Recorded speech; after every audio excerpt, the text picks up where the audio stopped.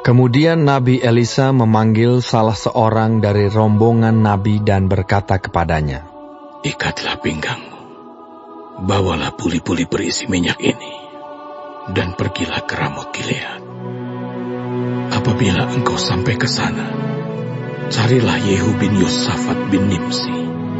Masuklah, ajak dia bangkit dari tengah-tengah temannya, dan bawalah dia ke ruang dalam.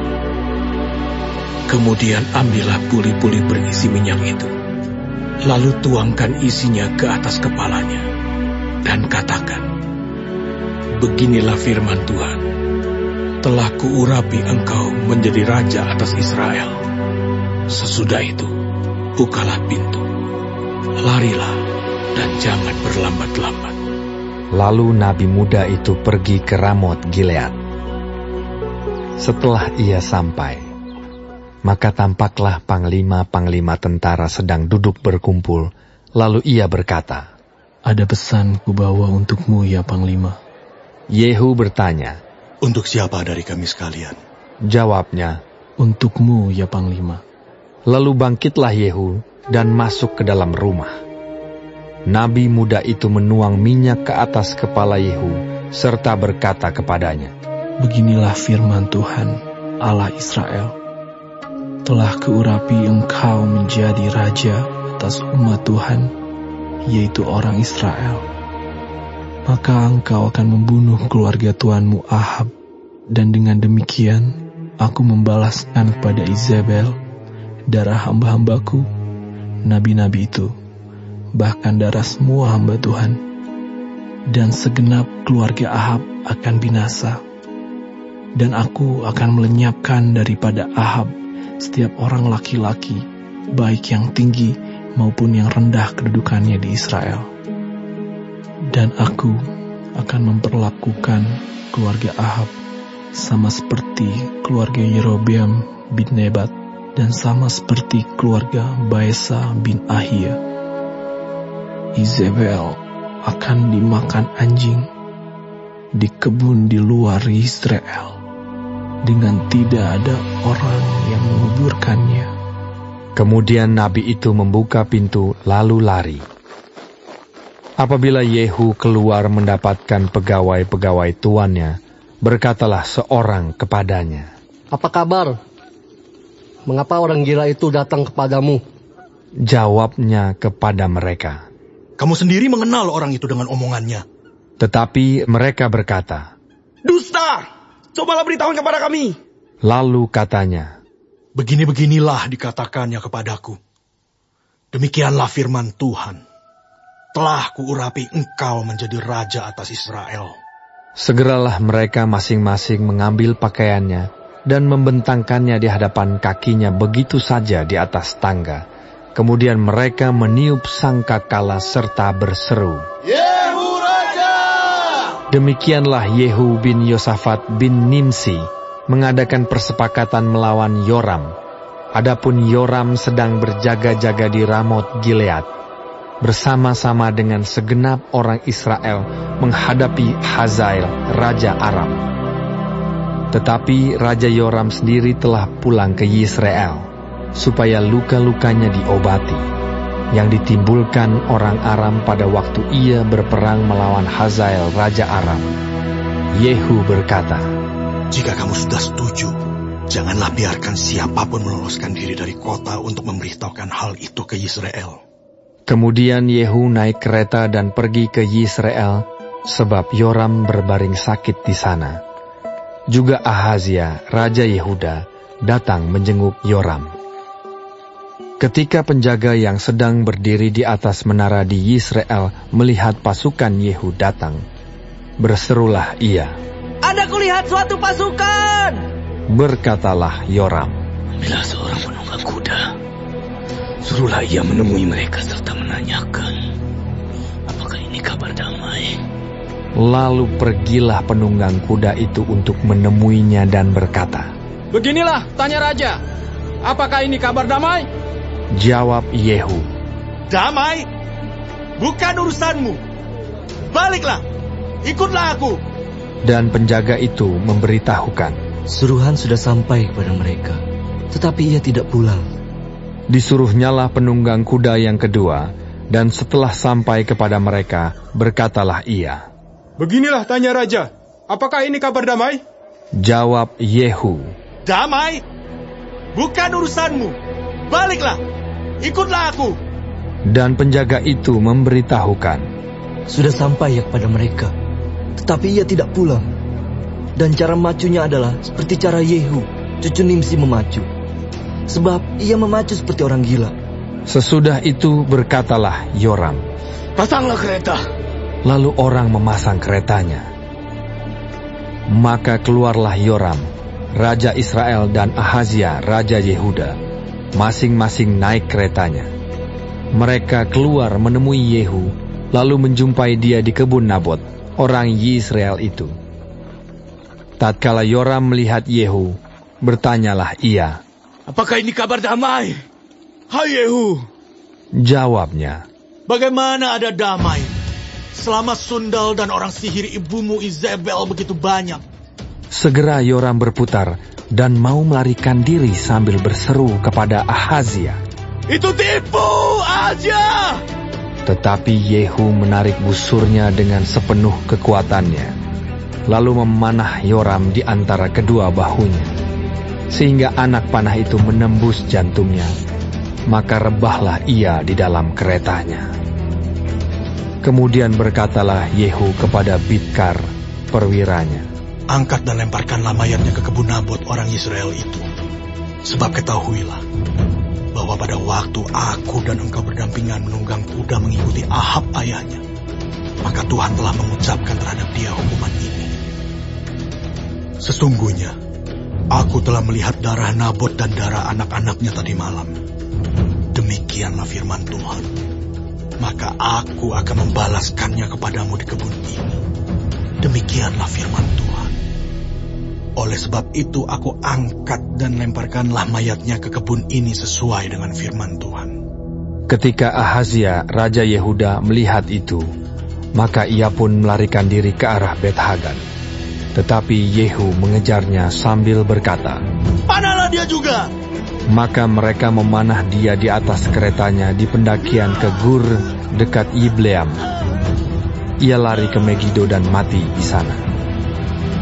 Para pegawainya mengangkut mayatnya ke Yerusalem, lalu mereka menguburkan dia dalam kuburnya sendiri, di samping nenek moyangnya di kota Daud. Adapun Ahazia menjadi raja atas Yehuda dalam tahun ke-11 zaman Yoram bin Ahab. Sampailah Yehu ke Yisrael. Ketika Izebel mendengar itu, ia mencalak matanya. Dihiasinyalah kepalanya, lalu ia menjenguk dari jendela. Pada waktu Yehu masuk pintu gerbang, berserulah Izebel, "Bagaimana? Selamatkah Simri, pembunuh tuannya itu?" Yehu mengangkat kepalanya melihat ke jendela itu dan berkata, "Siapa yang di pihakku? Siapa?" Dan ketika 2-3 orang pegawai istana menjenguk kepadanya, ia berseru, "Jatuhkanlah dia!" Mereka menjatuhkan dia, sehingga darahnya memercik ke dinding dan ke kuda.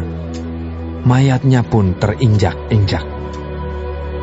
Yehu masuk ke dalam, lalu makan dan minum.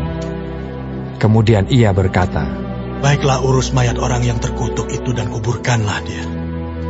Sebab ia memang anak raja."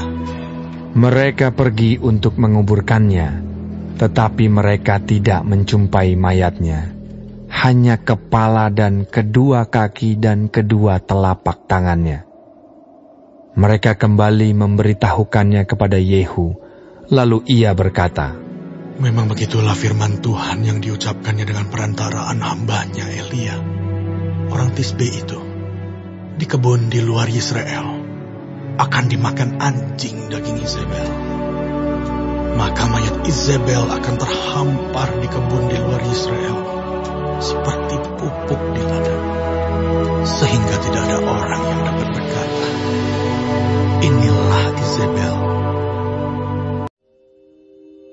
Ahab mempunyai 70 orang anak laki-laki di Samaria.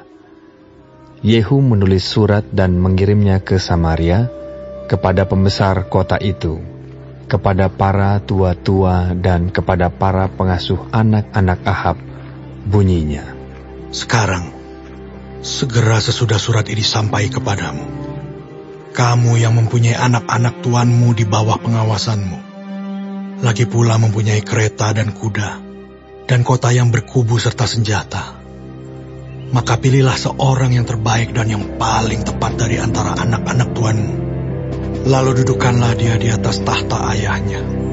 Kemudian berperanglah membela keluarga tuanmu." Tetapi mereka sangat takut dan berkata, "Sedangkan kedua raja itu tidak dapat bertahan menghadapinya, bagaimana mungkin kita ini dapat bertahan?"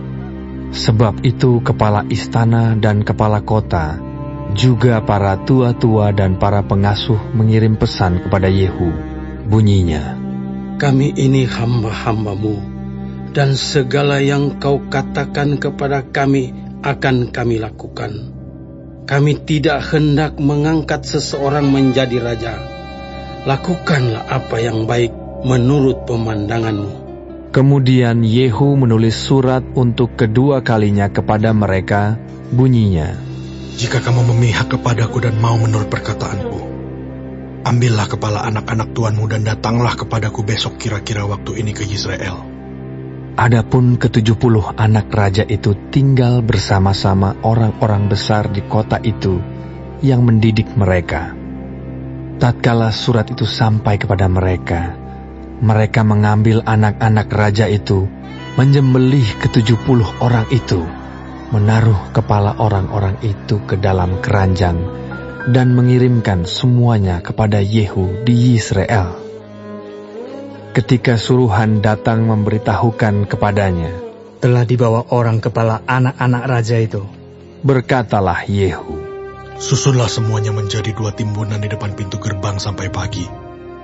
Pada paginya keluarlah Yehu, berdirilah ia, lalu berkata kepada segenap orang banyak, "Kamu ini tidak bersalah. Memang akulah yang telah mengadakan persepakatan melawan tuanku dan telah membunuh dia. Tetapi semua orang ini, siapakah yang membunuh mereka?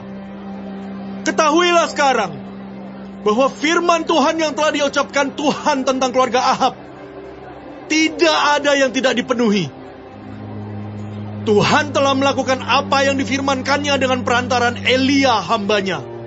Lalu Yehu membunuh semua orang yang masih tinggal dari keluarga Ahab yang di Yisrael, juga semua orang besarnya, orang-orang kepercayaannya dan imam-imamnya.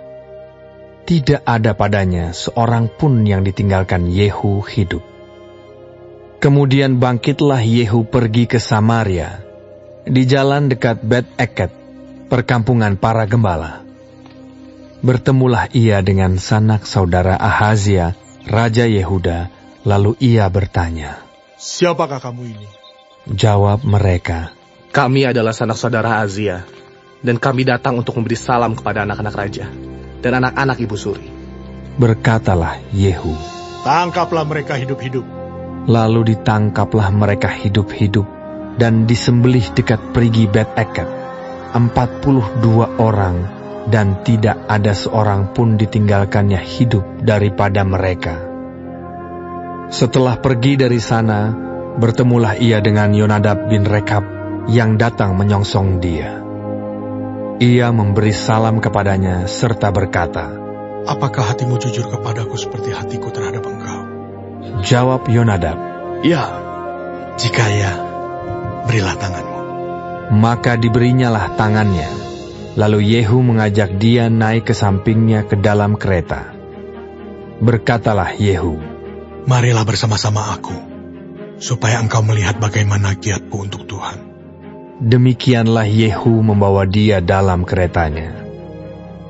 Setelah Yehu sampai di Samaria, maka ia membunuh semua orang yang masih tinggal dari keluarga Ahab di Samaria. Ia memunahkannya sesuai dengan firman yang diucapkan Tuhan kepada Elia. Kemudian Yehu mengumpulkan seluruh rakyat, lalu berkata kepada mereka, "Adapun Ahab masih kurang beribadah kepada Baal, tetapi Yehu mau lebih hebat beribadah kepadanya. Oleh sebab itu, panggillah menghadap aku semua nabi Baal, semua orang yang beribadah kepadanya dan semua imamnya. Seorang pun tidak boleh tidak hadir, sebab aku hendak mempersembahkan korban yang besar kepada Baal. Setiap orang yang tidak hadir tidak akan tinggal hidup. Tetapi perbuatan ini adalah akal Yehu, supaya ia membinasakan orang-orang yang beribadah kepada Baal. Selanjutnya, Yehu berkata, tentukanlah hari raya perkumpulan kudus bagi Baal. Lalu mereka memaklumkannya. Yehu mengirim orang ke seluruh Israel. Maka datanglah seluruh orang yang beribadah kepada Baal. Tidak seorang pun yang ketinggalan.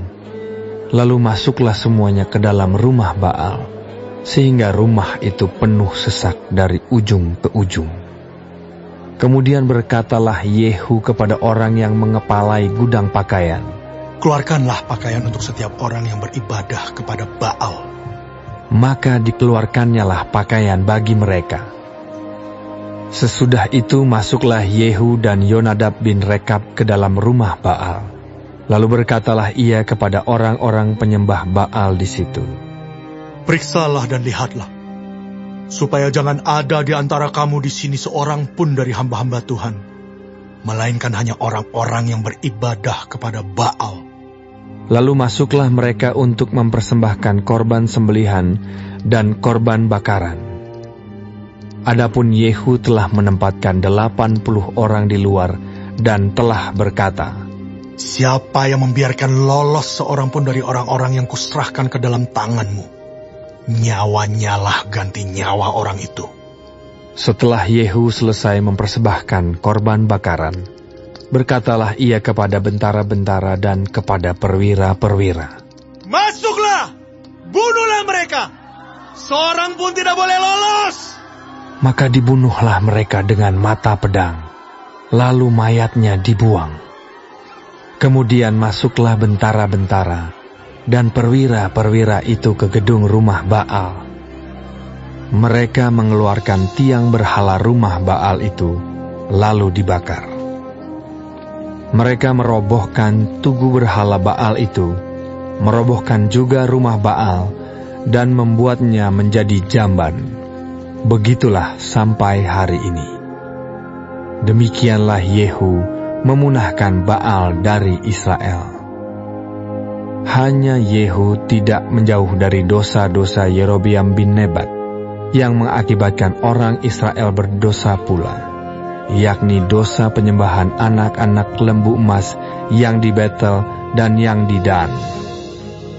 Berfirmanlah Tuhan kepada Yehu, oleh karena engkau telah berbuat baik dengan melakukan apa yang benar di mataku, dan telah berbuat kepada keluarga Ahab tepat seperti yang dikehendaki hatiku, maka anak-anakmu akan duduk di atas tahta Israel sampai keturunan yang keempat.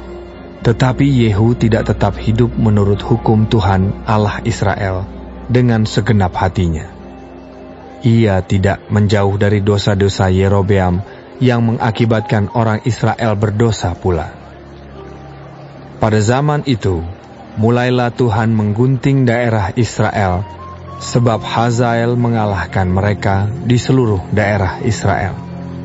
Di tepi sungai Yordan dengan merebut seluruh tanah Gilead, tanah orang Gad, orang Ruben, dan orang Manasye, mulai dari Aroer yang di tepi sungai Arnon, baik Gilead maupun Basan.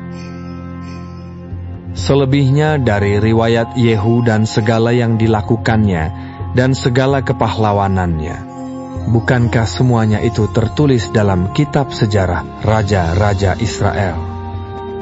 Kemudian Yehu mendapat perhentian bersama-sama dengan nenek moyangnya, dan ia dikuburkan di Samaria. Maka Yoahas anaknya menjadi raja menggantikan dia. Adapun lamanya Yehu menjadi raja atas Israel di Samaria adalah 28 tahun.